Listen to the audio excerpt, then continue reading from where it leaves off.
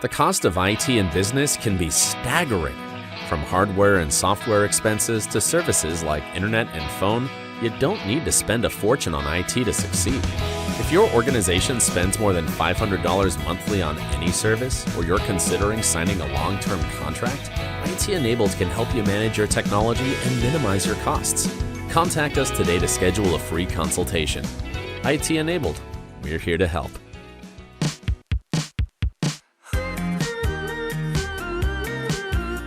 Hi, I'm Tara Watson-Watkins, President and CEO of the Lufkin Angelina County Chamber of Commerce. Welcome to the Connect podcast, connecting business to the community. I'm here today with my co-host, Blake Pollino with BP Media Group. So we're back this week. This time we're talking with the City of Diboll, Mayor Trey Wilkerson, and City Manager Jason Arnold to shed some light on this awesome community on the south side of Lufkin, to talk a little bit about its history and some of the great things that are happening in the future. Let's jump into that episode now. Well, we're thrilled to have both of you back. Thank you for joining us. Why don't you reintroduce yourself to the listeners just so they know who you are, and then we'll jump right into great things happening in Diboll. Absolutely. So I am Jason Arnold. I am the city manager for the City of Diboll. I've been there just a little over a year, and time flies, man. We've been having a blast down there in Diboll, and so we're happy to be here, and I do appreciate the invite. Of course. And I'm Trey Wilkerson. I'm mayor of Diboll. I've been going into my third year now as mayor. That's great. That's great. Well, thank y'all for both being here. Tell us, what is something that happened in 2022 that you're most proud of? Oh, goodness. So when we've got a lot of those things that are going on that are probably only exciting to guys like me on the city side, all the infrastructure things, all those, we get into the kind of the bones of how a city works. And so it's all those things that probably keep a guy like me up more at night when it comes to water and sewer problems and all those silly things that a lot of people, it just doesn't bother them too much. But one of those things, and I know most of the people in Diboll are excited about, is we have this brand new agreement with a PSI group where we're going to replace all of our water meters. And so that part's kind of cool. But what we did was we were able to use that revenue and projected savings and expenses. And we did a lot of work out at the ballpark, new lighting, some signage, new AC systems at the Civic Center, just all these little things that really need to be done, a lot of housekeeping.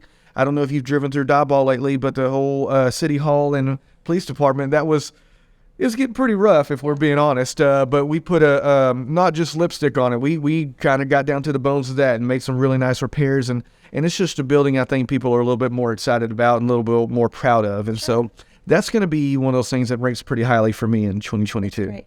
It's kind of funny. We had the City of Lufkin on last week, and it doesn't matter what size community it is. It seems like everybody is focused on infrastructure and on your parks and on your water. I mean, it's things that are happening no matter who you're talking to. Well, that's what city government's there for. That's right. Is to provide those services that people need and to, make it a good place to live. That's right. So if we're doing those things, we're doing our job. Then you're doing it right. That's exactly right. What's kind of the state of Diboll for people who may not live there? How many people are you serving? What does it typically look like? We've got just over 5,000 residents in the City of Diboll, and that's been fairly stable for a number of years now. Very diverse community, as it has been for a long time in Diboll. Obviously, our sawmill roots, and that's still a huge part of what we got. Georgia Pacific's still a major employer, but things have changed over the time, and so we're having to diversify the workforce, the job offerings, those kind of things, and that's going to be a work in progress as we go forward. It's an interesting time in Diboll. It's not just like it was in 1960 or 1980 or 2000. In fact, if you looked in 2000 or 1980 and 1960, it was very similar to each other, but 20 years past that, things are a fair amount different.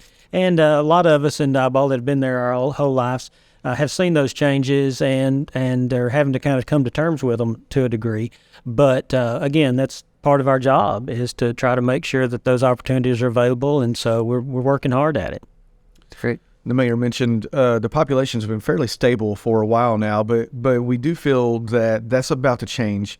I know this is purely anecdotal, but over the last little over a year that I've been there, we've met a lot of people that want to move to Diboll. They would live in Diboll if there was places to move into or build So we've actually been working with some developers, making those things a little bit easier. We want to make sure we're as developer friendly as we can be, opening up some of these lots and getting them cleaned up and getting them ready to go. And goodness, we've grown by a little over 330 acres in the last year and a half, just annexing out towards where that relief route is going to be. And so we are opening this thing up, getting ready for some commercial and some residential development. And so we feel that, I don't think that population is going to be as static as it has been here in the near future. So you mentioned the relief route. How is that going to impact Diboll? So obviously everyone has their own opinions. Yeah. I think it's going to be one of the best things that we could have asked for. And I'll tell you why. One, that 330 some odd acres that we annexed is moving out towards the relief route. And so we're going to be able to make sure we can kind of define and be a part of that growth out there and making sure it looks the way that we want to for Diboll. And I think it's going to be good growth. There's going to be both commercial and residential out there. So I think that part's going to be good for us. And one thing to kind of remember is that relief route isn't 5 miles away from downtown. It's right past the football field, if you're familiar with Diboll. The other thing is all of that through traffic, the ones that are not coming there to shop or to even stop and buy gas, they're just going through. We're going to get all of that traffic out of town, make it a lot more walkable, a lot more accessible from either side of 59, and just really start to kind of have a proper downtown. And I think it's just going to be better for everyone. And we're going to be able to keep it a little prettier, a little cleaner, not having all that traffic through. And I think you're going to see a little bit more vibrant downtown there in the near future. Yeah. That's awesome. For people who may not be familiar with it, what is the relief route and how is that affecting Diboll? Well, it's, a bypass around the town, to cut out the 3 red lights. There's only, I think, 4 red lights between Houston and somewhere north of us, and 3 of them are in Diboll. And so that's not going to be the case anymore if you're coming from anywhere south of us, that you're going to get stopped at red lights multiple times. And so it's something that's been in the works for probably 30 years. I remember when I was in high school that they were talking about this. And so like you said, though, it's just maybe a mile outside of where Highway 59 runs right now. They've done a lot of work. We're still, who knows exactly how long before it comes completely to completion.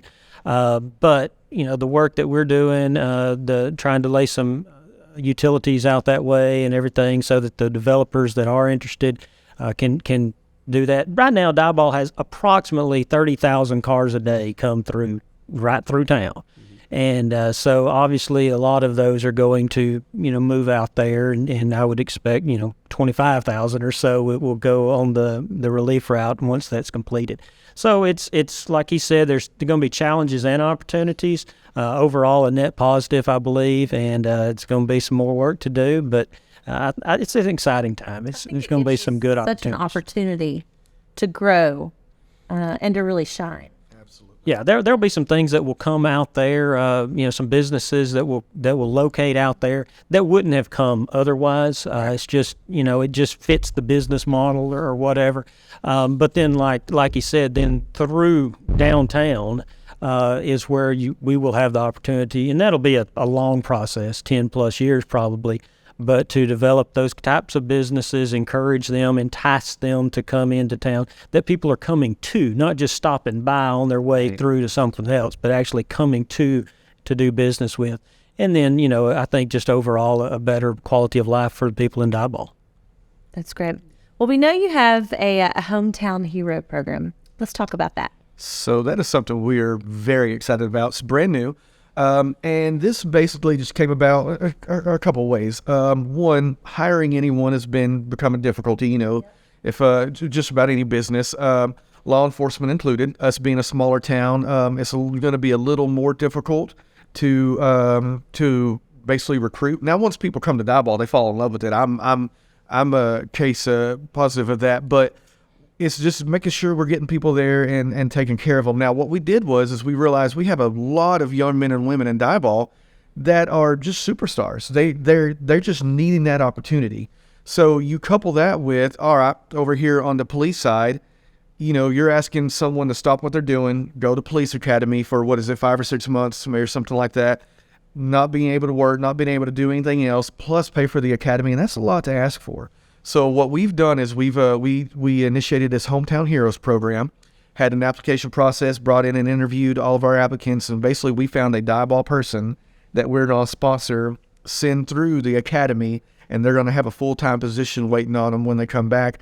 And just as most people would have guessed, we have an absolute all-star superstar that's going to go through that for us, and that is Brianna Terrazas. And she is a local girl. She's wanted to be a police officer for a long time. Was actively looking for opportunities, again, to just make that dream a realization.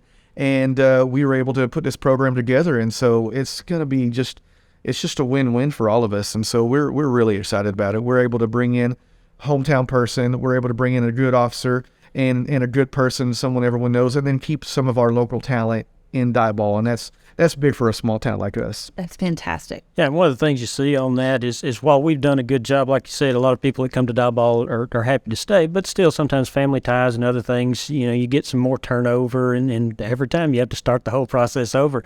And so now you've got somebody that's from Diboll that wants to be in Diboll.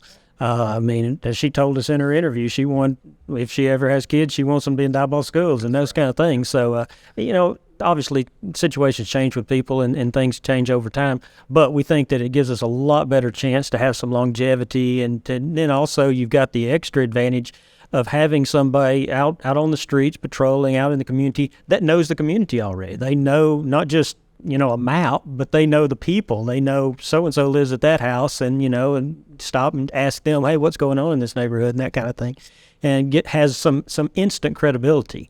And so I think it's going to be a real positive and something that we hope to duplicate as we go forward. That's fantastic. So what does the future hold for Diboll? I know we touched a little bit on the different plans with the relief route and that, but what's kind of on the horizon? Well, what Mr. Arnold spoke about as far as some of the things that we worked on last year with the infrastructure. And that's because we're really preparing for the future in Diboll. We've got that long-term outlook. And you see some of the people that we brought in and in some of the positions. And it's really not just, hey, let's hang on, but let's build and let's grow. And so these things that we talked about as far as trying to develop and entice businesses to come in, trying to give them some encouragement. I was speaking Friday to someone. He's not employed by the city, not, doesn't have any kind of economic development role, but he knows of a business that is looking for a place. And so he was calling, hey, what about such and such building? What do you know about it? Can we entice them to come in? And so we've got a lot of people that are interested in helping, being part of it. And, like I say, we're really looking for the next 40 plus years, not just let me, hang on for dear life.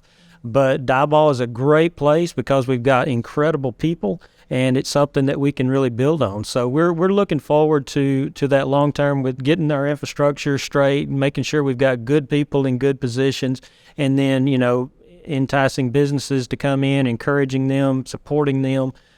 Something that Mr. Arnold mentioned a while back, and one of the efforts that was going on in our community is that we really want a lot of these things to be community-driven but city-supported. And so, there's things that are not the city's job. And frankly, it's inappropriate sometimes for the city to go out and lead the charge. But the city can be supportive. The city can play a role. The city can make it easier. Developers want to come in. Let's not make their life difficult. Let's make sure that the rules get followed and that things are done in the right way. But let's make it as easy for them as possible and provide those services. So that's the attitude we have, and we believe that attitude is what's going to lead to growth and just vibrancy for Diboll. That's great. Interesting. Good stuff. Well, thank you so much. Do you have a message that you want to give to the people of Diboll, of Angelina County, that you want to share about the city, or anything you want to say? No, I would just say next time you're driving through, slow down a little bit, come and find us, and we'll show you just why everyone from Diboll is just so proud to be from there. And I'd be willing to bet we might be able to make a fan out of you too. So stop on by and let us tell you all about it. Well, I can't wait to see the next 10 years and what happens for Diboll. I think it's going to be a great thing for you. So very exciting. Absolutely. Well, congratulations, and we are here to support every time. Thank you all. Thank you. Yeah. Thank you so much. Appreciate your time being on the podcast. Thank you so much for listening to the podcast again this week. If you want to watch the video version of this podcast, it's available on the Chamber Facebook page and on the Chamber YouTube channel. Thank you so much, and we'll see you next week.